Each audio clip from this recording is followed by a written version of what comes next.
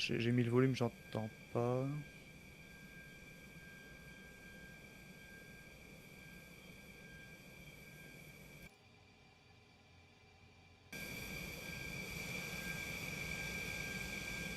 Pour l'instant, il y a le son du jeu.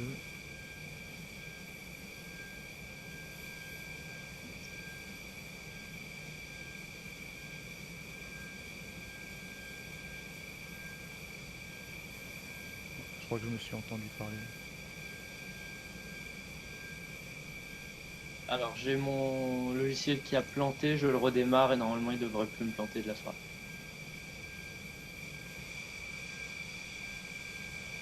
Ça marche. Normalement, ça devrait être assez rapide.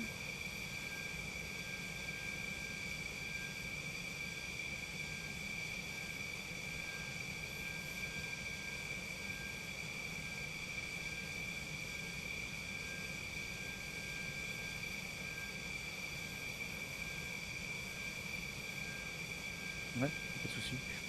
Bah, bonjour à tous, donc moi c'est Bento, 30 ans, membre du Rafale Solo Display. Et puis voilà, je suis mécanicien sur Rafale, ça fait depuis 2016-2017. Je suis chef d'équipe, chef dans mon grade c'est chef. Et aujourd'hui le sujet c'est mon vol en Rafale que j'ai fait il y a quelques jours maintenant.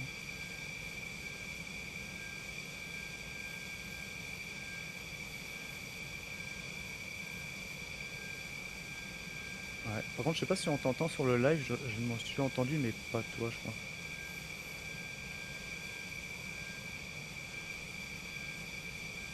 Ouais.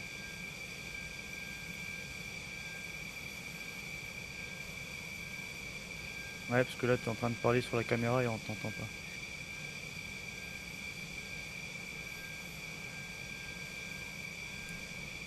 Normalement on m'entend là parce que.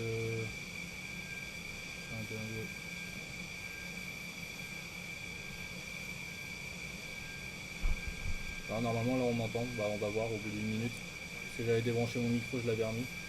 Ouais, Du coup, ça fait combien de temps là que tu es membre du Solo Display en tant que mécanicien? ouais, c'est bon, on t'entend. Ouais, c'est ma troisième année du coup. Donc j'ai fait toutes les années de Bubu et là c'est la première année avec Mimous en Tator. Donc maintenant Bubu est passé coach. Donc j'ai connu Chous en coach pour les 2 années de Bubu. Ok, ouais, tu commences à être habitué là, 3 ans tu commences à être rodé à l'exercice, j'imagine, t'es plus trop perdu là. Ouais, ça commence à rentrer petit à petit. Bon, après, chaque meeting est différent, il y a une petite organisation à avoir. Après, moi, du coup, dans l'équipe, je fais vecteur slash pistard quand il n'y a pas assez de pistard. Typiquement, il y a une semaine à Solenzara, il y avait assez de pistard, mais j'ai quand même filé un coup de main. Donc, pour que ça parle un peu aux personnes qui nous écoutent là, Ouais, en fait, il y a plusieurs spécialités dans une équipe de Rafale Solo Display. Donc, il y a les deux pilotes, forcément, et après, il y a au moins un représentant de chaque spécialité. Donc, vecteur pour ma partie, c'est tout ce qui est oxygène, hydraulique, carburant, les trains d'atterrissage. Après, il y a tout ce qui est avionique, donc tout ce qui est électronique, les radars, les calculateurs. PETAF pour tout ce qui est siège éjectable, principalement. Avant, il s'occupait aussi des fumigènes de Boudel. Maintenant, il n'y en a plus. Il y a quelques calculateurs aussi pour leur part. Qu'est-ce que j'ai oublié? Après, il y a donc les pistards qui s'occupent d'accueillir les avions, de brêler le pilote. Et ensuite, il y a soit un officier, au moins un officier pour les meetings extérieurs, ok. ou un GSTEC. Donc lui, il s'occupe de tout ce qui est réservation de véhicules, réservation des hôtels. En gros, il peaufine tout et il fait aussi chef de ligne. Donc il accueille le pilote, il présente la forme de l'avion, donc c'est un document technique. Et il fait les débriefings si on a un ordi pour voir les comptes rendus de maintenance, donc les pannes typiquement enregistrées Ok. sur la machine. Ouais, donc il y a une bonne équipe, et puis ça, c'est toutes les personnes qui sont sur place, j'imagine, mais il y a peut-être des gens qui gèrent à distance, non? Bah, pas forcément, parce qu'en soi, quand on est déployé, c'est surtout le week-end. Donc le seul intermédiaire qu'on aurait physiquement sur place, sur base, ce serait les membres de la PO, la permanence opérationnelle. Ça peut être un point de contact. On peut leur dire, bah voilà, on a ça comme problème, et eux, ils ont directement accès à peut-être des choses que nous on n'a pas accès, donc typiquement des ordinateurs ou des choses un peu déportées. Ouais, Après, on a des personnes forcément en attente, en astreinte. Si jamais on a besoin de matos, ils peuvent nous envoyer l'outillage ou des choses que nous on n'a pas. Mais sinon, dans un déploiement, nous on a tout ce qu'il faut pour faire de la maintenance sommaire. Donc, on a des clés dynamométriques, des outils, quelques matos, et chaque spécialité a son lot. Ça s'appelle un lot quoi, sur palette. Et donc, on n'a pas tout forcément parce que ce serait énorme. Mais là, typiquement, pour la semaine dernière, on avait assez pour ce qu'on avait à faire. d'accord. Ouais, tu vois, je pensais pas qu'il y avait ce genre de personnes. Moi, je pensais que il y avait encore plus de monde que ça, mais non, non, ils vous donnent la responsabilité du matériel et puis après, c'est à vous d'en faire bon usage, j'imagine. Mais Ouais, c'est ça. globalement, ça doit toujours bien se passer. Il doit jamais y avoir de pépins ou Moi, alors de. ça dépend s'il y a de la grosse panne. Ça peut arriver de nécessiter l'intervention d'un autre mécano qui arriverait avec de l'outillage spécifique. D'accord. C'est arrivé, je crois, quelques fois l'année dernière. Je crois qu'il y a un vecteur justement qui est venu en renfort et qui a amené avec lui un matos que nous on n'avait pas, qui était tombé en panne. Mais je crois pas qu'on ait dû abandonner une démonstration aérienne à cause d'un Ouais. souci technique. C'est assez rare. Ouais, il y a très très longtemps, quand j'étais à la Ferté-Alais, mais il y a peut-être 15 ans ou un peu plus de 10 ans, je me rappelle, il y avait un des deux M88 d'un Rafale qui avait eu des ratés, je crois, ou un problème au niveau de la post-combustion, ça s'était Ouais, ça su peut après. arriver. Généralement, c'est la bougie post-combustion il y en a une et en fait, s'il y a le merde, ben, il n'y a pas la post-combustion. C'est, c'est très rapide à dépanner, mais le problème, c'est que je crois que ça bâche la démo. Il peut pas faire la démo sans une PCHS. Ah ouais, il y a juste une bougie. Moi, je croyais que c'était un ensemble d'allumage de bougies tout autour de la tuyère. Non, il y en a une seule. Ouais, il y en a une seule, une bougie principale, une bougie PC par moteur, et s'il y en a une qui HS, c'est mort. Ok, ok. Bon, là, Vivi, je te vois sur la piste. Vas-y, je te rejoins, hein. Fais comme si j'étais pas là, je te rejoins. Va pas trop vite. Ok, ok. Et du coup, ça fait combien de temps là que tu avais le souhait de pouvoir faire un vol en tant que passager sur le Rafale? En fait, j'ai vachement tardé parce que typiquement déjà, il fallait que je mûrisse, on va dire, dans ma spécialité. On peut pas dire, ben voilà, j'ai Ouais, même pas une année de base et puis vas-y, je vais prétendre à un vol sur base. Enfin, faut le mériter, quoi. Si tu veux, faut déjà ouais, je être comprends, lâché hein. largement sur ses opérations. Faut prouver sa valeur. Donc déjà, il y a une partie au moins 1 ou 2 ans où tu peux pas dire allez vas-y je vais comme ça. Ensuite j'ai un peu tardé parce que ben forcément je voyais un peu les collègues qui volaient et très honnêtement sans te mentir je pense que 80% étaient malades ou du moins avaient des troubles physiques, je sais pas trop comment appeler ça, mais c'est pas anodin en fait de voler. Ouais, ouais, carrément. Donc j'ai vraiment pesé le pour et le contre en disant bah voilà si je vole il faut que je m'attende à faire ça. Après, une fois que je me suis, on va dire, décidé, il fallait que je passe donc une visite médicale, c'est la visite l'aptitude siège éjectable. Et en fin de compte, moi j'ai eu un problème au niveau des yeux, je suis myope et en fait au niveau de la myopie, il y a un seuil, une tolérance à avoir au-delà duquel le facteur de charge peut entraîner des troubles au niveau des yeux, décollement de rétine, etc. Typiquement, moi, tout ce qui est boxe, c'est un peu déconseillé. Et au niveau du facteur de charge, bah, c'est un peu comme recevoir un coup de poing. J'imagine que la boxe, c'est un peu similaire à ça. Donc, du coup, j'ai dû faire une contre-visite à Percy. C'est l'hôpital où les pilotes font leur visite. Et eux ont pu statuer si oui ou non je pouvais voler. Donc, ça, c'était il y a un peu plus d'1 an. Donc, et donc, du coup, là maintenant, c'est bon, je suis apte médical. Et en fin de compte, pour ma part, je pense qu'il y a 4 façons de voler sur Rafale. Soit tu es pilote, donc c'est pas mon cas, donc soit à la marine, chez Dassault ou à l'armée de l'air. Soit tu es en gros un VIP, tu es de la presse ou tu es un artiste ou tu fais un reportage, donc ça, c'est pas mon cas. Soit tu voles en escadron, donc ça, c'était le premier seuil que je pouvais atteindre. Ouais. Ou soit tu es membre du RSD. Et sauf que pour revenir au troisième cas ce que je pouvais faire, c'est en gros, on te dit, ok, tu es sur une liste, tu es apte médicalement et tu as fait le briefing siège en escadron.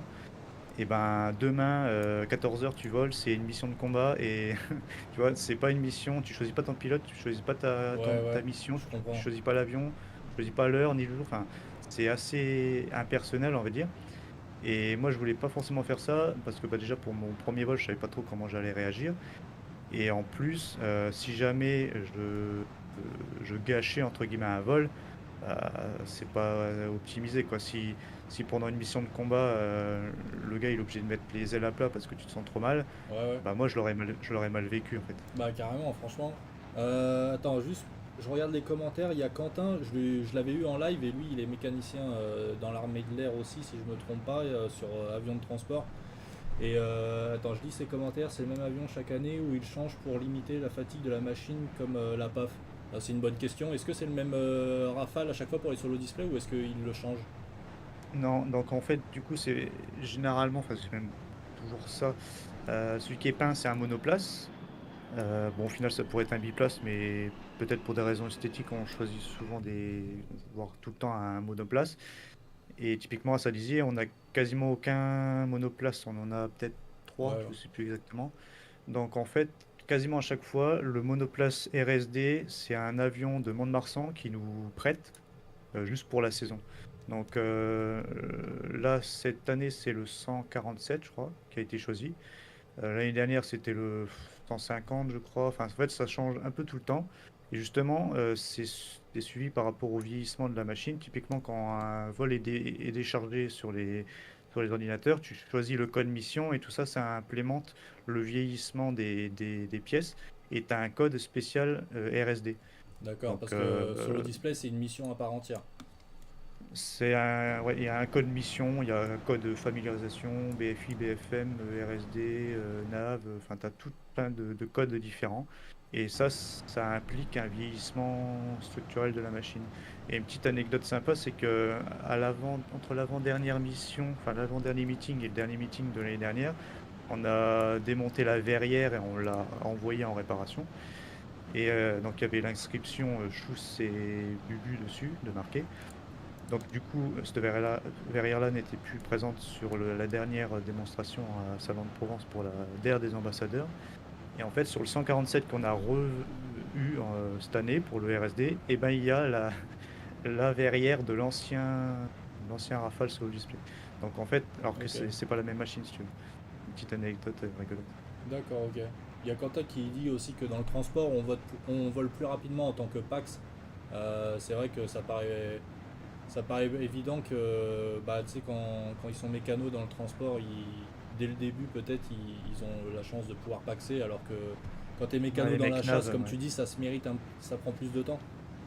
Sur transport ou sur liner, on va dire armée de l'air, tu as les mécaniciens navigants. Donc en fait, c'est sous prospection. Tu choisis si tu es apte, volontaire, etc. Tu passes des tests et après tu fais soit de l'hélicoptère, donc tu gères la soute de l'hélicoptère, tu gères soit après en transport la soute du transporteur, ou en liner, tu gères les passagers, un peu comme une hôtesse de l'air, quoi. Donc c'est vrai que tu as plus possibilité de voler quand t'es comme ça. Ouais. Attends, je t'écoute, mais je demande à Vivi d'aller, s'il peut, là où il fait beau, parce que là, on est dans la couche et c'est tout pourri notre vol. Bah là, en fait, j'essaye de monter si possible le plus possible. Bah attends, au pire, on essaie de monter bien sur cette zone. On monte à peu Ok. près à 30 000 pieds, comme ça on se retrouve. T'es à quelle vitesse? Tu peux garder 300 nœuds à peu près que je puisse. Parce que moi je te vois pas du tout dans la couche et je te. 300 nœuds ça va? Ça tirait ou pas? 309, faudrait que j'essaye de les atteindre. Là-dedans, ça va pas être facile, mais je vais essayer. T'es à combien là? Juste pour tu gardes ta vitesse actuelle. Là, je suis à 250 nœuds à peu près. Ok, ça marche. On reste comme ça. Euh, ok, Bento. Et du coup, si on reprend la chronologie de tout à l'heure, ce que tu nous racontais, donc en fait, c'est un peu stressant parce que tu sais pas sur quel vol tu vas paxer. Et ça peut être aussi Ouais. bien quoi, du dogfight hyper violent qu'une mission de reconnaissance un peu plus posée. En gros, tu sais pas à quoi t'attendre et c'est un peu stressant à l'avance, c'est ça?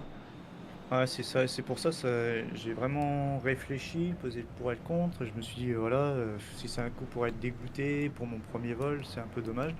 Et en fin de compte, ça coïncidait un peu à mon entrée au sein du RSD, et au final, après, j'ai su que les membres pouvaient voler soit au transit aller ou au transit retour. Et là, je me suis dit, bah, ça me correspond plus parce qu'au moins, je connais le pilote, je connais la machine. La veille, même tout le week-end, on s'est côtoyé. Forcément, on fait des restos, voilà, on débrief, on les côtoie, c'est au boulot, Ouais. donc tu as bien le temps de parler. Et je me suis dit, bah voilà, pour un vol retour, bah, c'est forcément plus tranquille, entre guillemets, parce que déjà, il y a le trajet à faire. Donc tu pourras pas faire du combat avec la post-combustion tout le long, parce que ça va forcément consommer. Donc ce sera un vol un peu plus, on va dire, tranquille, même si c'est un avion en lice. Et donc forcément, il est hyper léger, Ouais, du coup, tu peux il accélère anticiper plus comme qu'un ça avion avec les deux standard. trois infos que t'as, quoi. Mais tu peux pas demander clairement, tu peux faire aucune demande vraiment formelle en disant que t'as pas envie d'être d'être plié en quatre. Bah, tu peux toujours dire. En fait, c'est qu'une histoire de dialogue. Moi, pour mon vol, je j'ai rien caché. C'est mon premier vol. Je sais pas comment je vais réagir à l'accélération, au facteur de charge, etc. Et en fait, donc j'ai pas paxé ni avec Bubu ni avec Mimous. C'était un autre pilote qui était là, mais peu importe. Mais en vrai, il a bien compris un peu mon Mais état d'esprit. Et il a été super pédagogue, et c'est ça que je recherchais parce que aussi. c'est quand même la même chose pour tout le monde globalement. Je veux dire, on a tous le même profil. On sait pas comment on va. Personne peut savoir comment on va se comporter à moins que tu sois pilote de voltige professionnel et encore à la limite. Mais personne peut Oui, c'est trop sûr. anticiper. Donc j'imagine qu'ils savent quand même à l'avance les mecs, surtout les pilotes. Ouais, puis fut un temps, ils avaient un état d'esprit de t'en mettre un peu plein la gueule, mais maintenant c'est terminé. Ils essayent d'être pédagogues. Le but du jeu, c'est que tu apprécies ton vol, que tu en tires une bonne expérience, que c'est enrichissant, quoi. Ouais. Euh, Typiquement, ben, moi, voilà, en étant mécanicien, c'est toujours intéressant de voir un peu le comportement de la machine en vol. Et c'est pas le but de me dégoûter en prenant du facteur de charge, en me faisant dégueuler. Et ça, c'est un état d'esprit qu'ils ont actuellement, donc c'est plutôt cool. Ouais, ouais. Ok. Et du coup, tu veux nous raconter la suite de la chronologie, comment ça s'est passé, sans trop rentrer dans les détails, forcément, parce que tu peux pas, mais disons à quel moment tu as su que tu allais enfin pouvoir paxer, tout ça. Donc en fait, avant Solenzara, donc c'est la campagne maritime. C'est l'un des premiers pseudo-meetings. En gros, le pilote il s'entraîne durant les mois passés à faire sa démonstration. Donc après, il mûrit, il connaît sa démo, il baisse son altitude. Après, il a son ruban définitif. Et sa première mise à l'épreuve, on va dire, c'est Solenzara, c'est la campagne maritime pour faire une démo au-dessus de l'eau. Parce qu'au-dessus de l'eau, t'as pas tes repères. Et Ouais. donc, c'est tous les ans, c'est comme ça. Et donc, je me suis dit, ben voilà, vu que je suis dessus, je vais essayer d'être à jour médicalement et faire mon briefing siège pour pouvoir éventuellement voler, sans avoir de date précise. Donc, la semaine d'avant, même les 2 semaines, je crois que c'était 2 semaines avant, j'ai fait ma visite médicale, parce que ça dure un an. Je l'avais l'année dernière, mais j'ai pas pu voler. Donc, il fallait que je refasse une prorogation, on va dire. Donc c'est assez simple, hein. Ils mesurent, parce que forcément, en fait, il faut que les fémurs, ils aient les bonnes tailles, parce qu'en cas d'éjection, il ne faut pas Ouais. être écartelé ou quoi que ce soit. Il faut que tu aies le bon poids, la bonne taille. Ils regardent un peu la tension, le taux d'oxygène dans le sang, le champ de vision, etc. C'est assez simple, entre guillemets, mais c'est obligatoire. Il n'y a plus de visite médicale définitive où ils faisaient des radios de la colonne. Maintenant, c'est terminé, c'est que des temporaires qui durent une année. D'accord. Et donc ça, je l'avais fait il y a quelques semaines. Et ensuite, j'ai fait un briefing siège, donc à l'ETR, Escadron de Transformation Rafale, où là, il y a un QCR, pardon, noté, il faut avoir 15, où les questions, c'est, voilà, en cas d'éjection, quelle est euh, la position adoptée en cas d'éjection au-dessus de l'eau, au-dessus de la forêt. Qu'est-ce que tu as le droit de toucher en cabine ou est-ce que tu n'as pas le droit de toucher, la position d'éjection. Enfin, c'est beaucoup sur l'éjection au final. Et ensuite, tu endosses une tenue de vol, le casque, le groin, la West, le G, pantalon anti-G. Et en fait, il te fait monter dans une maquette à l'échelle 1 du cockpit pour Ouais. avoir encore une fois la position, l'environnement, la mise hors sécurité du siège et en sécurité. En fait, tu simules une éjection, mais bon, il se passe rien, c'est un siège, il est attaché, il n'y a pas D'accord. de vérin, quoi que ce soit. Et ensuite, tu simules une sortie secours de la cabine en cas de feu réacteur, donc c'est une évacuation d'urgence. et après il t'attache à un palan. Donc t'es comme si tu étais sorti de l'avion par le parachute, quand tu es sous voile, il te soulève un petit peu, et là il te fait montrer un peu les positions des jambes, etc. Donc ça dure 2 semaines de validité, je l'ai fait juste avant de partir à Solenzara. Et en gros, quand je suis parti en Corse, donc j'avais toutes les aptitudes possibles. Et de l'équipe, on était 4 peut-être à avoir les aptitudes. Sauf que bon, au moins 3 autres avaient déjà volé. Donc j'étais entre guillemets prioritaire sur ceux qui avaient déjà volé. Et en fait, à l'arrivée des pilotes le lundi, et ben voilà, ils ont dit ben, qui a l'aptitude siège cette semaine, on va pouvoir faire voler du personnel. Ouais. Et en gros, ben voilà, j'ai levé la main et du coup, ils m'ont dit ben, le lendemain, tu pourras voler sur tel vol, Ah ouais, dès le etc. lendemain, donc ça a été rapide quoi. Ouais, bah c'est aussi bien parce que j'ai un peu stressé. Ouais, j'imagine. Bah, du coup, pour rentrer dans le vif du sujet, après ça s'est passé comment dès le lendemain? Donc, dès le lendemain, donc le vol il était prévu à 13h30. Donc, bon, j'ai pas bien dormi, je t'avoue. J'étais un peu stressé, mais bon, c'est normal. Après, bon, j'ai mangé vite fait assez tôt. Et après, donc, le pilote, il m'a fait un petit briefing de ce qu'on allait faire. Donc, il a dit, ben voilà, on va décoller, on va faire une montée haute perfo. Donc, dès le début, montée assez abrupte. On va aller vertical de la base. On va faire un peu de voltige pour appréhender le facteur de charge. Ensuite, on va rejoindre le deuxième rafale, parce il y avait 2 rafales de biplace. Donc en fait, dans le deuxième, il y avait Bubu qui volait avec le, le pilote un peu novice. Ouais. Donc on va les rejoindre en formation lâche parce que voilà, le pilote il est assez novice. Et ensuite, ben voilà, un tour de Corse. Et en fin de compte, c'était un vol entre guillemets pour le stagiaire, mais il n'y avait rien de vraiment acquis. Enfin, j'avais une place pour moi, si tu veux, pour le vol. Si je me sentais pas bien ou quoi, il n'y avait pas d'impératif de ce côté-là. Donc c'était Ouais, tant mieux. assez souple. C'est même assez rare parce que généralement les vols, c'est vraiment une mission. Comme j'ai dit, c'est hyper optimisé. Et là, et bon, à part le stagiaire à former, il n'y avait pas d'autre but au vol que ça. Donc ça, c'était plutôt cool. Euh, donc après, normalement, au-dessus de l'eau, on est obligé de mettre la glouglou, c'est une tenue étanche. En cas d'éjection, voilà, l'eau elle est forcément assez froide. Et le temps d'attendre les secours, on est obligé d'avoir une tenue étanche qui tient chaud. Et moi, ça va, le pilote il m'a dit que je pouvais l'enlever. Donc en gros, j'étais en combarde de vol en combinaison, un peu comme une cote de travail, quoi, si tu veux, c'est en une seule pièce. C'est les tenues qu'on a au sol pour faire les meetings. Et du coup, j'avais essayé les tenues la veille pour bien régler le pantalon anti-G, savoir ma taille de casque, de groin, tout ça, je l'avais fait la veille, quoi, si tu veux. Et après, du coup, j'ai dû signer le cahier d'ordre en disant, bah, je suis volontaire pour voler. Ça, c'est un truc obligatoire. Ouais, Signer comme quoi que je volais, quoi. Et puis voilà. ok. Et ça s'est passé comment du coup le jour J pour Donc, donc après, une fois équipé, ben, le pilote est arrivé et on a été ensemble à l'avion. Donc le premier à démarrer, c'était l'avion de Bubu, parce que la priorité c'était le stagiaire, et si jamais eux ils avaient D'accord. une panne, en gros nous on était déjà dans l'avion harnaché, mais pas moteur tournant, et en fait on aurait dû descendre pour leur laisser la place. Mais bon, comme il n'y avait pas eu de panne, eux ils ont mis en route.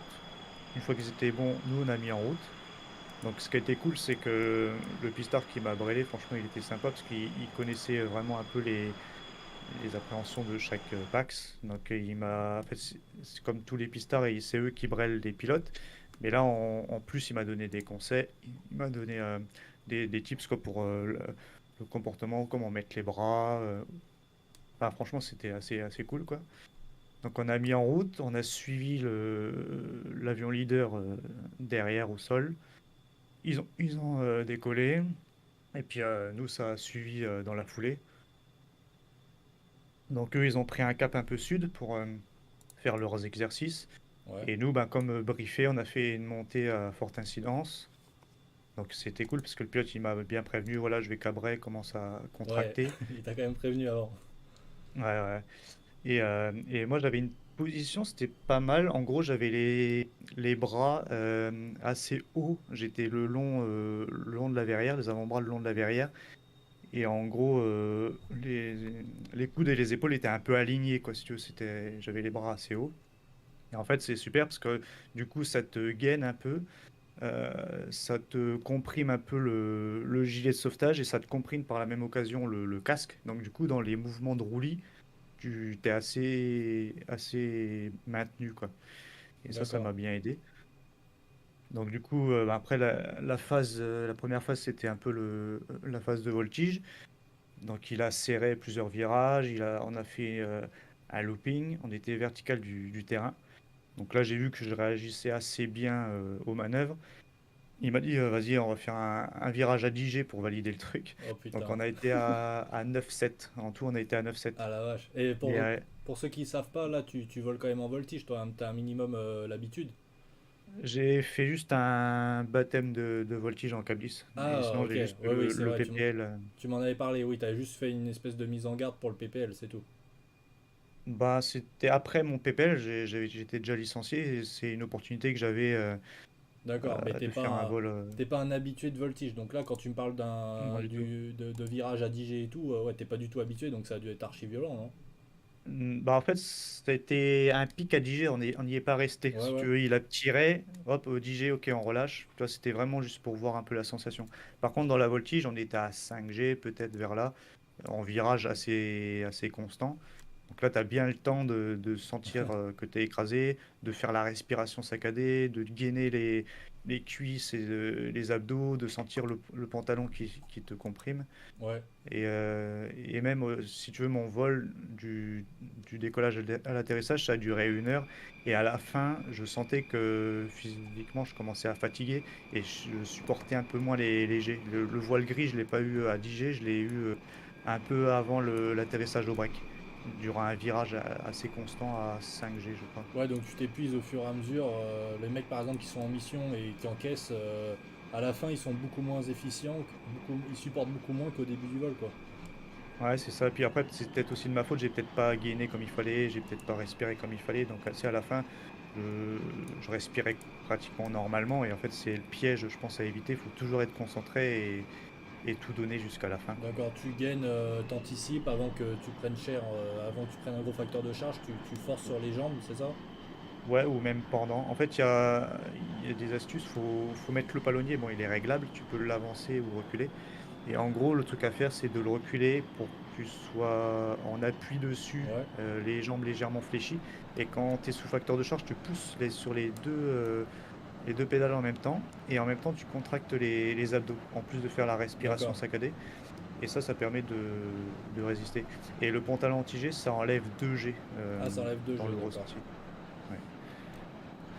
Ok, ok. Et quand il a tiré au début, c'était pas trop.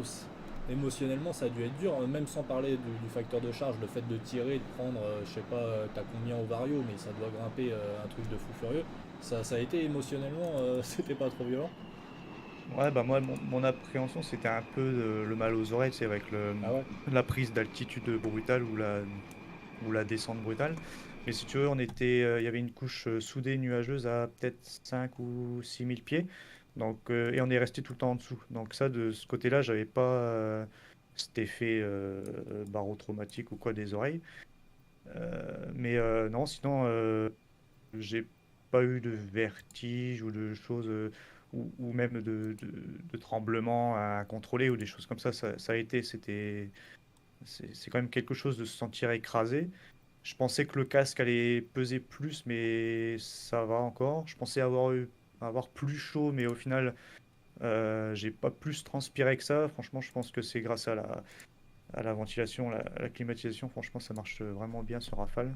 On sent pas la chaleur. Et en plus, comme je te dis, il n'y avait pas le soleil qui tapait quoi, sur la verrière. En fait, j'étais bien, quoi. C'est des bonnes conditions. Ok, ok.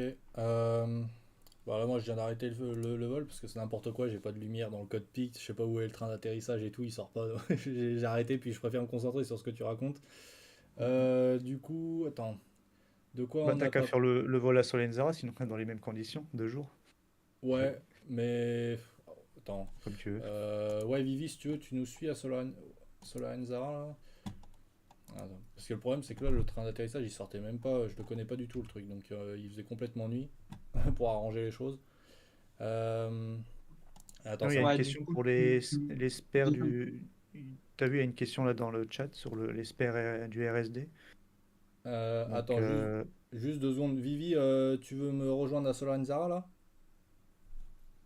ouais, tu décolles d'où? Euh, je sais, je sais pas, de la piste, peu importe, on se rejoint en vol. Ok, ça marche. Bah, de toute façon, on est dans le même groupe encore, je crois. Ok. Alors, la c'est sur, question, j'arrive pas à la lire. Moi, tu la lis, Bento? Tu t'arrives à la lire? en gros, c'est est-ce qu'il y a un spare pour le RSD. Donc, dans les meetings, en général, donc tu as le monoplace qui est peint, qui fait la démo. Si tout se passe bien, il fait la démo tout le temps. Et tu as donc là, c'est pour le monoplace. Et tu as un biplace, et généralement, c'est lui le spare. Donc, s'il y a de la casse, ben, on brêle la place arrière, il n'y a personne derrière, et il fait la démo comme si c'était un monoplace, quoi. Et Ouais, Solenzara, c'est côte est de la Corse, légèrement un tiers plus côté au est. sud, quoi. Parce que là, il me le trouve pas sur le truc. Côté est de la Corse. Ah Solenzara, ouais, je sais même je pas où, sais. je sais même pas où c'est, moi. Juste regarde la Corse. Ce que tu devrais trouver, c'est les terrains vraiment sur la côte est, un petit peu en dessous de la moitié de l'île. Ouais, c'est un terrain militaire, peut-être qu'il sera un peu flouté. Je sais pas. Donc, c'est l'île Ah, au-dessus. mais Là, vu que t'es je suis sur. dans. Voilà. Putain, vu que je suis dans un groupe, je peux pas modifier la. Là, c'est la Sardaigne, je crois. La grosse île, c'est pas celle-là. Ah, je suis pas encore ça? Attends.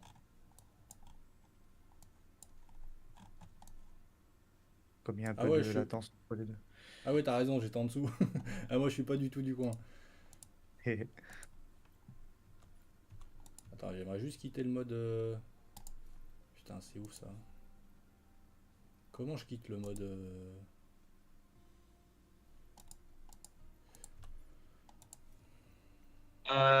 Solenzara, j'ai pas l'impression qu'il y ait le terrain. Ouais, comment je modifie les conditions de vol là pour pouvoir me déconnecter du. Ah, c'est bon, t'as mis le jour, ok. Bah, on s'en fiche, juste histoire d'illustrer. Ouais, ouais, Il y a quoi n'importe où. comme Encore, aéro. Ajaccio, on décolle d'Ajaccio? ouais, peu Ok, importe. Ajaccio. Vas-y, piste sud là, seuil de piste sud. Histoire de pas trop couper dans ce que t'es en train de me raconter. Ok, donc du coup, t'as pas été malade parce que c'est quand même le point phare aussi, c'est tout simplement la gerbe. À force d'être ballotté à gauche à droite, non, t'avais pas mal au cœur?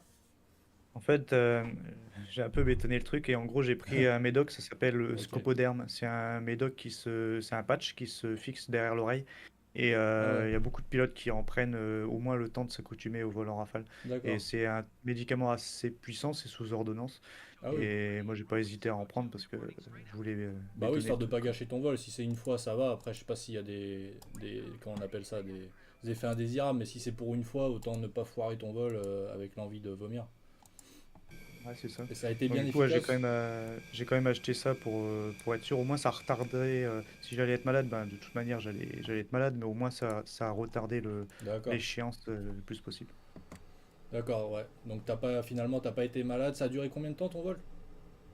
1 heure du décollage à l'atterrissage, et sinon, c'était 1h20 au total, il me semble. Ouais, ça va. Enfin, ça va. Ça a dû être crevant, mais c'est pas un vol de 5-6 heures où t'en peux plus et que t'as envie de. Globalement, t'étais content de rentrer ou tu pouvais encore encaisser un petit peu Bah, moi, si tu veux, quand il m'a dit, bon, on a plus assez de Kero, on va rentrer, bah, pour moi, c'était la continuité. Je me suis dit, ben, bon, peu importe, vas-y, rentre. Mais soit, en fait, j'avais peur de me dire, oh, c'est dommage. Et puis après, si t'étais malade à ce moment-là, ben, ça aurait été encore plus dommage. Là, j'avais pas vomi, j'étais bien. Tu vois, j'ai eu Ouais. quelques haut le cœur, mais sans plus. Donc, quand il m'a dit, vas-y, on rentre, bon, en gros, j'ai dit, vas-y, comme ça valide le truc. Et puis, j'ai quand même bien profité, y a pas de souci. Ouais, t'as profité. Tu penses que t'auras l'occasion d'en refaire ou pas de sitôt? Bah ouais, là si tu veux, pendant 1 an, du coup, je suis apte médical. J'aurais pas l'après. Là, comment, s'il y a une personne qui a jamais volé, ben voilà, il sera devant moi. Mais sinon, je serai au même stade que ceux qui ont déjà volé.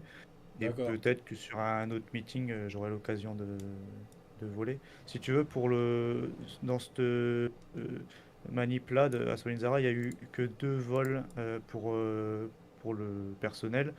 Donc il y a eu le mien et le vol retour. Ok, ouais, donc il y avait pas. Il y a des rotations de temps en temps, mais là, pour ce vol-là, il n'y avait pas grand monde, quoi. Non, non. Et en fait, juste pour dire, le vol retour, c'était sympa aussi. Bon, c'était de la navigation, donc c'était peut-être moins intéressant que moi, et encore, je sais pas forcément, parce qu'il a eu le beau temps, c'était quand même sympa. Par contre, lui, il a été à 50 000 pieds, il a fait Mach 1,4, je crois. Ah la vache, putain. Parce que toi, t'es monté à combien, là, en altitude? C'est pas haut, parce que vu qu'on n'est pas monté au-dessus de la couche nuageuse, donc en vrai, j'ai pas dû dépasser les 5-6 000 peut-être. J'ai pas vraiment regardé, je t'avoue. Ok. Bah, tu vois, moi, ça aurait été beaucoup plus adapté pour moi, parce que franchement, 50 000 pieds, je me verrais pas aller à 50 000 pieds dans un petit cockpit comme ça. Franchement, j'aurais archi chaud. Je sais pas si toi, ça t'aurait fait quelque Ouais. chose ou pas. 5 6 000 pieds, Bah, c'est déjà bien. ouais, je sais pas exactement comment j'aurais agi. Pour te dire, je lui ai filé un de mes médocs parce que lui aussi il était pas rassuré. Et il a quand même vomi, mais opposé au roulage. Donc Opposé, ok. je sais pas ce qu'il a fait entre-temps. J'ai pas vraiment regardé. Mais non, je pense que ça aurait été intéressant quand même. Moi, si tu veux, je lui ai proposé. Est-ce qu'il pouvait passer le mur du sang? Je sais que tu peux faire ça au large, quoi. Il faut 10 nautiques, je crois, d'éloignement avec la côte, puis il faut un peu monter. Mais il m'a dit, bah, si on fait ça, en gros, ça va consommer pas mal et ça va réduire d'autant le temps de vol, donc on l'a pas fait. Attends, t'as demandé au pilote s'il pouvait passer le mur du son, c'est ça que t'as dit? Ouais, ouais. Ok, tranquille.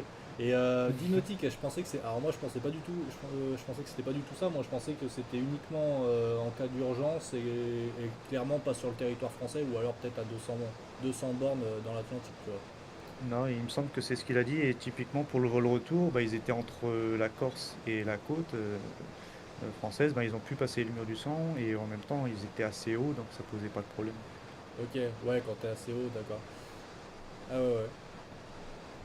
Ok, ok. Et c'est tout l'importance soit de l'échange avec le pilote, c'était sympa parce que je lui ai dit, ben voilà, j'ai l'appréhension, est-ce qu'on peut faire ça, est-ce qu'on peut pas faire ça? Et du coup, quand il a briefé ce qu'on allait faire, ben, c'était un échange, un dialogue, c'était sympa. Ça doit être incroyable, n'empêche, hein, franchement. Bah toi, t'as l'habitude parce que t'es dans le milieu, donc t'as l'habitude de côtoyer les pilotes, les mécanos, tout ça. Mais pour un civil ou des gens qui sont pas dans le milieu comme ça, déjà, ne serait-ce que côtoyer les pilotes, ensuite parler de ta propre mission, ton propre vol et tout, Mhm. ça doit quand même être incroyable, hein, franchement. Et sinon, qu'est-ce qu'on pourrait dire d'autre par rapport au vol? Il y a d'autres choses qui t'ont marqué ou... Bah après, du coup, on a fait le tour de la Corse, on a fait tous les terrains sur la côte. Donc je crois qu'il y a Figari, Ajaccio, Bastia, ouais, il y en a une paire quoi. Et à chaque fois, on faisait des battements d'ailes ou des virages serrés vertical terrain. C'était rigolo parce que du coup, le pilote il communiquait avec les tours. Et en fait, c'est un peu comme tu connais un peu avec le PPL, tu t'annonces type d'appareil, nombre de personnes à bord, Ouais. et du coup, il disait rafale à 2 personnes. Ah putain, excellent, C'était franchement. rigolo. Et puis, T'as du dû coup, bah, kiffer. il disait ok, bah, il n'y a pas de trafic connu. Et je pense qu'il buguait un peu parce que c'est pas tous les jours qu'il doit entendre des rafales. Ouais, ouais. Incroyable. T'as pas eu l'opportunité de voler en patrouille avec un autre appareil à côté de toi? Bah, du coup, si on a rejoint Bubu et le jeune, mais on était en formation un peu espacée. Ouais. En fait, on l'a verrouillé au radar. On l'a rejoint un peu comme ça, et après on le suivait. Et eux, ils faisaient un cap sud-nord. Donc en fait, on a fait une interception, donc nous nord-sud. Après, on est remonté après les avoir rejoints. On a fait du 30 mètres au-dessus de l'eau à 400 nœuds. Sérieux?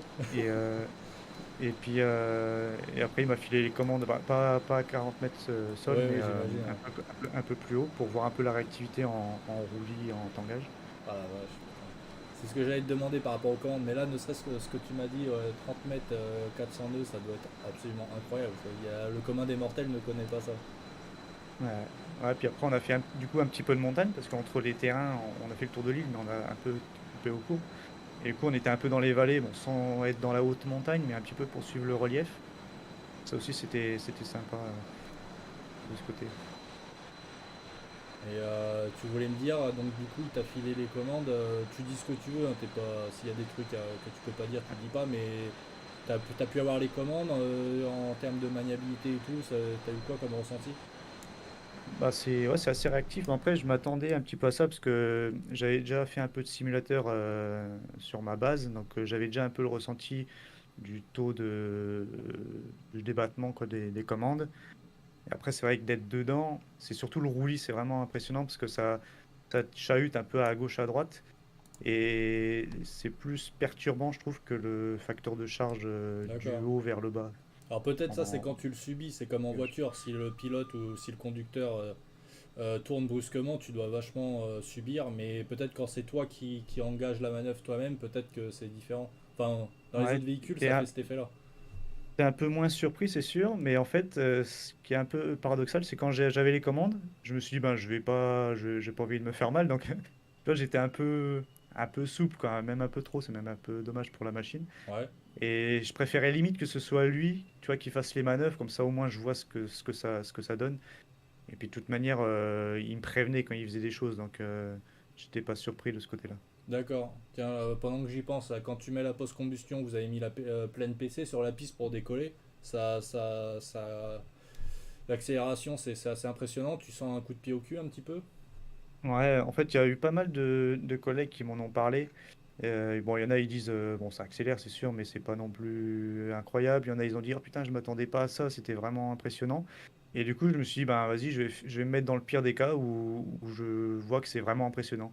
Et en fait, quand il a dit, bah vas-y, on va lâcher les freins, on va mettre la post-combustion, dans ma tête, c'était, vas-y, go le plus possible, le plus rapidement possible au bout de la piste. Tu vois, j'étais un peu dans cette phase psychologique de dire, vas-y, ce sera, je veux que ça accélère. Tu vois, j'étais en demandeur de l'accélération.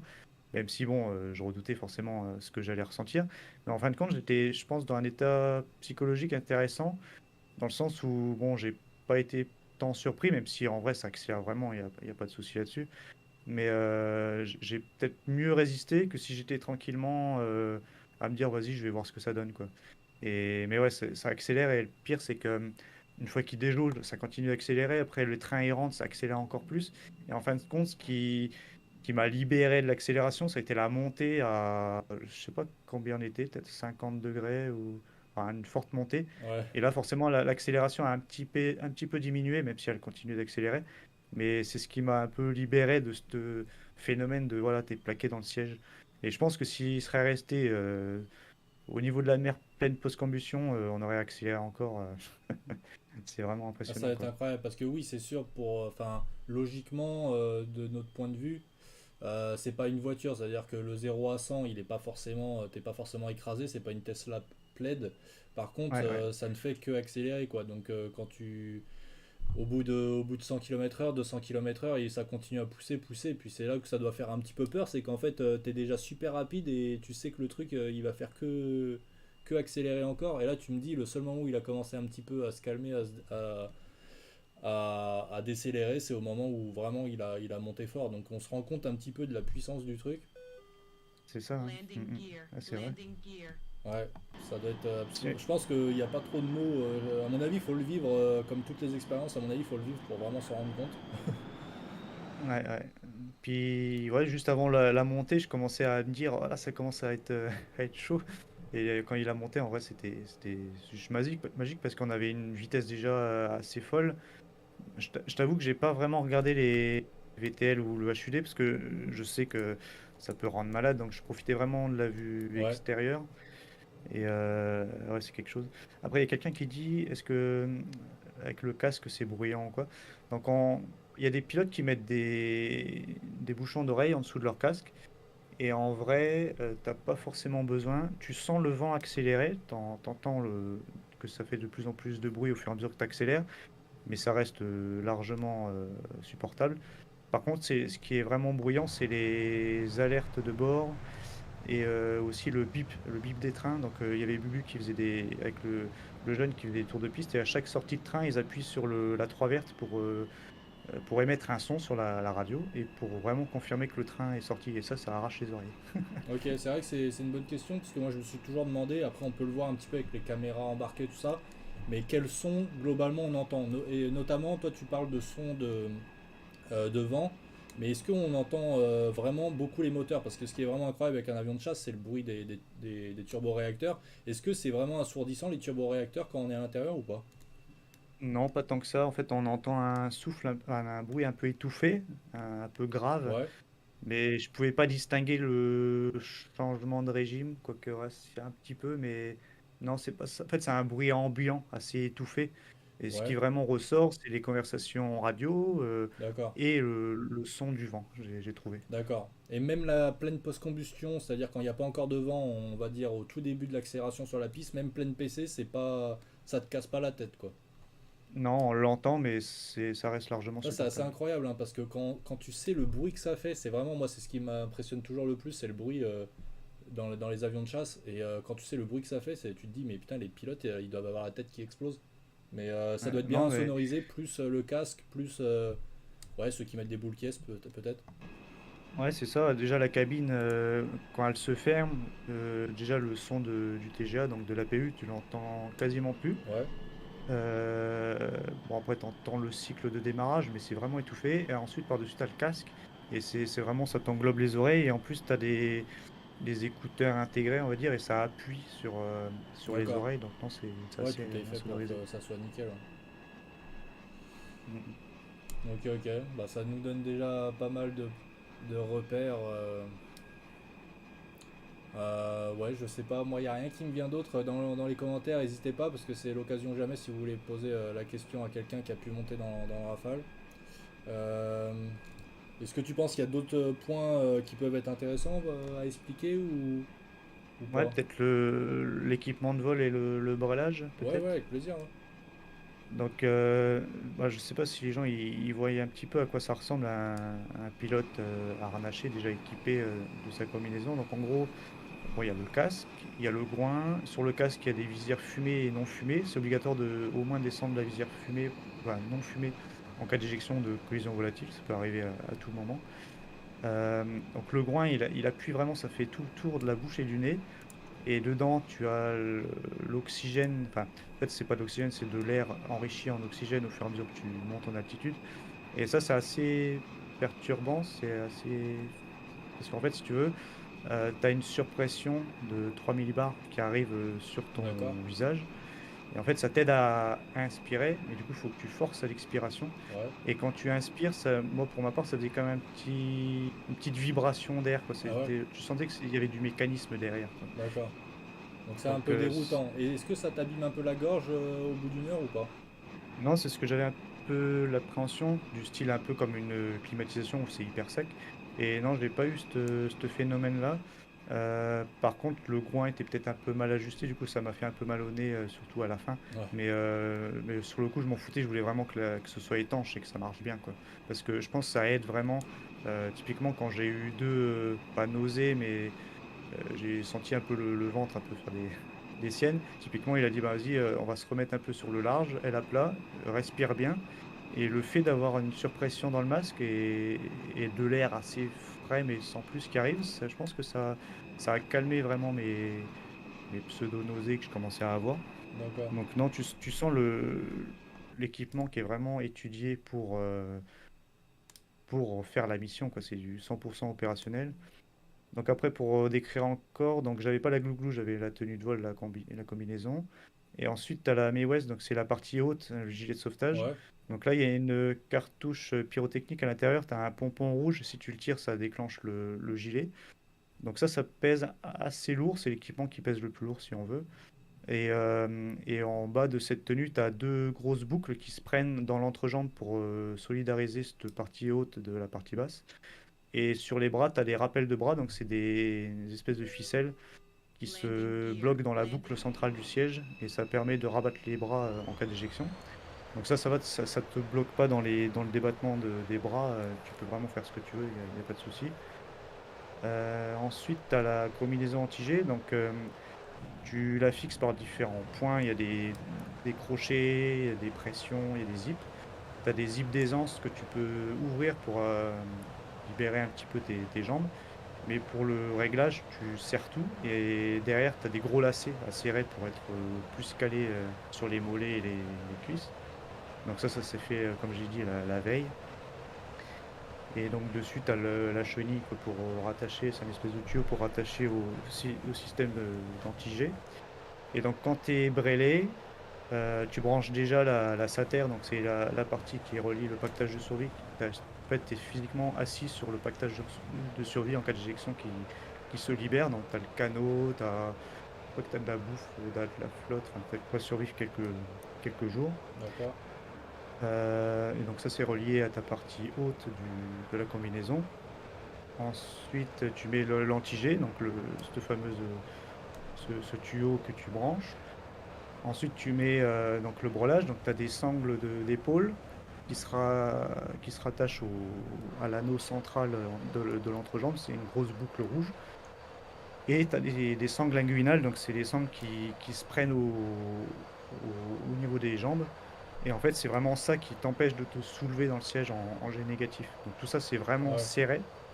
Et lors du roulage, il fallait que je le resserre encore parce que ça avait tendance à prendre la forme, quoi. Le tissu prenait la forme, donc il faut que tu resserres encore. Et voilà, et tout ça, le harnais, il est bloqué en position arrière par un levier. Et si tu veux un peu regarder derrière ou te libérer un peu, tu passes le levier, tu changes de position sur ce levier-là, et là tu peux légèrement te pencher en avant. Tu auras toujours un rappel qui te rappelle vers le dossier. Et je l'ai proposé au pilote, je fais est-ce que je peux me libérer le harnais? Il a dit vas-y. Et donc en fait tu peux vraiment libérer une épaule, de la décoller du dossier et regarder derrière, tu es beaucoup plus libre de ce côté-là. D'accord. Et donc après, le casque, il est relié par la chenille d'oxygénation et par le cordon radio. Donc tu vois, Ouais, ça fait ouais. pas mal de points que le pistard doit vérifier. Et pour le coup, il a été cool. Et ouais, c'est quelque chose. J'imagine. Franchement, je pense que tu as effectué le rêve de plus d'une personne là, mais tu en as conscience parce que ça fait un bout de temps que tu attends. Mais moi, il y a une quinzaine d'années où franchement, ça aurait été, enfin, ça aurait été vraiment le meilleur jour de ma vie. Le seul truc que j'ai pu vraiment avoir qui pouvait se rapprocher, mais on était loin d'un vol, c'était que j'avais pu visiter, on va dire, une visite un peu VIP. Enfin, j'avais pu rentrer dans la base aérienne de Creil et quand je dis VIP, en gros, je veux dire que j'étais tout seul, c'était juste pour moi et j'avais pu visiter la PO accompagné d'un pilote de Mirage 2000C et tout. Et, euh, et le simple fait d'approcher comme ça l'avion, voir leur quotidien, déjà ça avait pu être incroyable, mais là, l'étape de dessus, faire un vol, ça, franchement, je pense que tu vas t'en rappeler quelques années. Mhm. Ah, c'est sûr. C'est Ouais, pas anodin et c'est un truc qui se prépare, je pense, à l'avance quand même. C'est pas un bah truc ouais, à la légère, c'est sûr. ouais, franchement, ça a dû être incroyable. Moi personnellement, bah là, ma chaîne n'est pas assez grosse, mais si j'avais une chaîne aéronautique assez conséquente, la seule solution, ça aurait pu être, comme tu disais, l'accès presse. Mais il n'y a que les très gros youtubeurs, style Thibaut InShape et compagnie, qui ont ce genre d'accès. Mais, C'est sûr. mais franchement, ouais, ça reste un rêve, hein. Mais maintenant, à mon âge là, franchement, j'aurais peur, j'aurais vraiment le stress avant d'y aller parce que déjà, si tu me parles de faire des virages à 10G et tout, en plus je suis grand, tu vois, je sais même pas si je vais pas m'évanouir au bout de 10 secondes. Et ensuite, si ça reste en dessous 5-6 000 pieds, ça va. Par contre, s'il commence à tirer sur le manche comme j'ai fait dans le simu là, et atteindre les 45 000 pieds, là, franchement, c'est un coup à taper une crise de panique, hein, tellement ça doit être violent. Ouais, bon, après, il y a comment la cabine est pressurisée, mais après, je sais pas vraiment le ressenti que ça peut avoir Bah ouais, puis ça aussi haut. dépend Ça, d'une personne à l'autre aussi, hein. ouais. Ah, c'est sûr. Faudrait bouffer un petit peu de voltige avant, histoire de bien se mettre la tête en vrac dans tous les sens à différentes altitudes, mais j'imagine que de toute façon ça te prépare qu'un tout petit peu, mais Ah, puis tu as des collègues, physiquement, ils m'ont raconté, ils ont fait des descentes assez violentes et ils avaient vraiment l'impression que leur tête allait exploser, qu'ils avaient putain, une pression résiduelle dans les sinus ou quoi. ouais, D'ailleurs, si tu es malade, enfin, si tu es enrhumé, il faut absolument pas voler. Ça, ils m'ont bien briefé. Il y en a, ils peuvent même s'évanouir tellement la douleur est forte. Mais ouais, il faut c'est ce être que en j'allais te forme, quoi. demander, ouais. Par rapport à ce que tu me disais au tout début du live, là, tu m'as dit, il y en a, ils l'ont mal vécu. C'était ça que je voulais te demander en gros. Qu'est-ce qui s'était passé? C'était par rapport à cette anecdote-là, le mec avec les sinus et tout, c'est ça? Ouais, bah, ouais, bah, en fait, j'ai pris vraiment des ressentis de beaucoup de monde, Ouais, ceux qui ont été malades, ceux qui n'ont pas été malades, un peu les astuces pour pas liés à certaines choses et je pense que ça m'a pas mal aidé à appréhender la chose, quoi.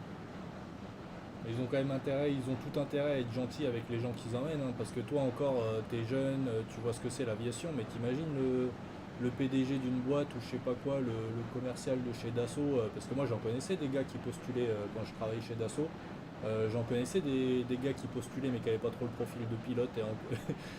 T'imagines s'ils sont pas empathiques et ils font pas gaffe, ils ont quand même intérêt à s'adapter au profil du gars qu'ils emmènent parce que c'est un coup à casser les gens en deux, hein. Là, il y a déjà eu des cas, bon, pas de casser les gens à deux, mais Si tu te tapes une pathologie qui dure des mois et que tu as la tête en vrac, là, comme les sinus dont tu me parles, putain. en fait, c'est ça que j'appréhendais, c'est de voler et de vouloir absolument arrêter le vol parce que ça me Bah plaît ouais. pas, d'avoir des séquelles à moyen, long terme, peu importe, d'être malade et tout ça, ça va, j'ai pas eu, mais c'est quelque chose que j'avais en tête et non, Ouais, t'as raison. de ce côté-là, ça a été. Je pense que ça aurait été, mais j'aurais eu les mêmes craintes, je pense. Parce que en plus, t'as pas envie de faire tâche, comme tu dis, enfin, faire arrêter un vol juste parce que t'es passager et que tu supportes pas, c'est sûr que bah, c'est chiant, quoi. C'est chiant pour tout le monde, pour toi, pour le pilote. T'as pas envie de passer pour un boulet, mais bon, en même temps, c'est à eux de savoir. C'est pas anodin comme expérience. Je pense que tu peux pas trop anticiper. Malgré les différents témoignages que tu as pu prendre, tu peux pas non plus faire des miracles tant que t'as pas mis les fesses dedans. Ouais, bah nous, après, moi j'avais 2 sacs à vomi, sans c'est obligatoire Ouais. d'emporter ça en Pax. Et donc en fait, j'ai des pochettes et donc sur les cuisses et donc j'avais même sorti par un moment parce que je me dis ça forcément je vais être malade, c'est pas possible, et donc j'avais sorti une pochette et je l'avais coincée un peu entre les jambes pour être prêt vraiment à dégrafer. En plus j'avais, si tu veux, les rétros, j'en ai trois, il y en a un au-dessus et deux latéraux, et celui du dessus je l'avais incliné pour bien regarder mon groin pour vraiment, au le cas échéant, trouver directement la patte de déverrouillage et l'ouvrir le plus rapidement possible. Ça aussi, c'est une astuce que les gens m'ont donnée. Et, mais je pouvais, ouais, je me dis, ça peut remonter d'un coup Bah ouais, ouais. et je voulais absolument rien dégueulasser parce que, en fait, bah, déjà, c'est moi qui aurais réparé, mais aussi parce que si jamais j'en mets dans le système d'oxygénation, bah, après, forcément, il Ah faut putain. démonter toutes les platines, tous les éléments mécaniques. Si j'en mets sur le siège, et ben, je crois que le siège devient inope, hein, parce que sur euh, la place assise, c'est aucun fluide admis. Même l'eau, c'est peut-être tolérable, mais c'est quasiment Ah pas ouais. sûr. Parce que les fibres, elles sont faites de telle manière que si tu dois t'éjecter, faut pas qu'elles se détendent ou qu'elles changent de comportement mécanique. Et la graisse et tout ça, c'est mort, quoi. Ouais, ouais. Donc, je me dis, l'acide que tu as Gastrique. dans l'estomac, c'est compliqué, quoi. Ouais. Ah, t'as raison. Mais même en DR400, t'as toujours un petit sac à l'arrière et quand t'es passager, quand ça passe sentir bien, faut anticiper parce que putain, si tu dois nettoyer toute la moquette et tout parce que l'autre il a gerbé, moi ça m'est jamais arrivé, mais. Et puis là en Ouais, plus, avec les systèmes de groin et tout dont tu me parles, c'est clair, s'il n'y a pas de système de filtre et que ça repart dans, dans la bouteille à oxygène ou dans le tuyau, ça c'est dégueulasse. C'est clairement ouais. dégueulasse. Ouais, après tout ça, faut changer, hein, faut tout changer. Bon, après, on avait les pièces, j'ai regardé dans le lot, il y avait ce qu'il fallait, mais bon, ça va me casser les couilles quand même. Ouais, carrément. Il y a quelqu'un qui demande si on fait des points fixes sur Rafale, et ouais, il faut être lâché point fixe. Donc, c'est une tâche complexe à valider avec une sorte de parrainage et puis une phase pratique. Mais démarrer un Rafale, en vrai, c'est pas si compliqué que ça. Il y a deux, trois éléments à vérifier. Si tu es sur groupe auxiliaire ou si tu es sur batterie. Mais ouais, à Saint-Nizier, on peut faire les points fixes et même les points fixes PC, ralenti PC sous une aire de points fixes avec des cales spéciales qui, qui bloquent les roues. Et pour avoir fait un point fixe mini PC en étant à l'extérieur, ça envoie du lourd, hein. Tu vois même comment le casque anti-bruit que tu as, il vibre vraiment. Ah ouais. C'est vraiment impressionnant. Ce que vous appelez point fixe là, c'est des essais de puissance moteur en Ah, c'est un étant statique, démarrage, c'est quoi. ça? Un démarrage moteur, ouais. Ok. Mais comparé aux avions d'ancienne génération, un dépannage moteur ne nécessite pas un point fixe. C'est une tâche qu'on fait rarement parce qu'au final, il n'y a pas énormément de raisons de le faire. En temps normal, quoi, ça arrive rarement. D'accord, ouais. Ah, c'est un peu technique, ouais. Ok, ok. Bah moi je sais pas, j'ai pas d'autres questions qui me viennent à l'esprit. Je suis sûr que je vais m'en rappeler de certaines, mais j'aurais oublié. Bon, au pire, moi je te les reposerai Ouais. sur Discord. Justement, c'est l'occasion peut-être de discuter sur Discord. Ceux qui sont pas inscrits sur notre Discord, n'hésitez pas à venir, hein. Il y a toutes sortes de profils, notamment des profils comme Bento là. Et toi, t'as d'autres idées ou tu penses qu'on a fait le tour? Non, moi je pense qu'on est à peu près bon, hein. Après, moi, Ok. comme je dis, je ferai certains meetings, donc peut-être que si les gens ils me croisent, il n'y a pas de souci, je répondrai à d'autres questions, hein. Ouais, ouais, avec plaisir, moi j'espère. Donc tu me disais, tu penses faire la Ferté-Alais et Melun, c'est ça? Ouais, en civil, et sinon en militaire, je ferai Istres et les Murets, je crois. Cette année, je fais ça. Les Murets c'est en région parisienne ça? Non, c'est les Mureaux, mais les Murets, c'est dans le sud. Ah, totalement dans le sud? Ouais, il me semble. Ok, parce que non, je connais bien les Mureaux, mais je croyais qu'il y avait Muret ou un truc comme ça au sud de la région parisienne, mais ça doit être autre chose. Ok, bah moi j'espère au moins te croiser à Melun, parce que c'est pas trop loin de chez moi, ça va être à 40 minutes en voiture quand je vais voir la famille. Et, franchement, le dernier, celui où on s'était croisé, là, c'était quoi, il y a 2 ans, un truc comme ça. Ouais, j'avais adoré, c'était top, hein. Il y avait beaucoup de matos militaires, toi t'étais au statique Rafale, et t'avais pu me faire la petite prévole du Rafale qui est sur ma chaîne YouTube, ça c'était vraiment génial, une des meilleures opportunités que j'avais pu avoir. Mhm. Ah, c'est vrai que c'était sympa. Tu referas la même chose. Non, tu m'as dit en tant que civil, tu seras à Melun, c'est ça? Ouais, je vais essayer de faire Melun et la Ferté-Alais, ouais. Ok, ok. Bon bah génial. Ok. Bah si tu veux, on peut s'arrêter là. Je pense que ça fait 1 heure à peu près qu'on discute. Ouais, bah, si ça te va. Bah merci beaucoup en tout cas pour le témoignage que tu as pu nous apporter.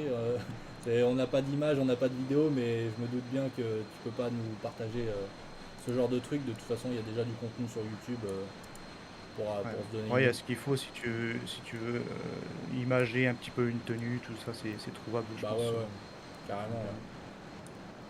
ouais. Ok, bon bah merci beaucoup. Bah si jamais un jour tu as envie de repasser sur la chaîne pour une autre anecdote, pour ton métier ou pour d'autres choses, t'es le bienvenu, il n'y a pas de souci.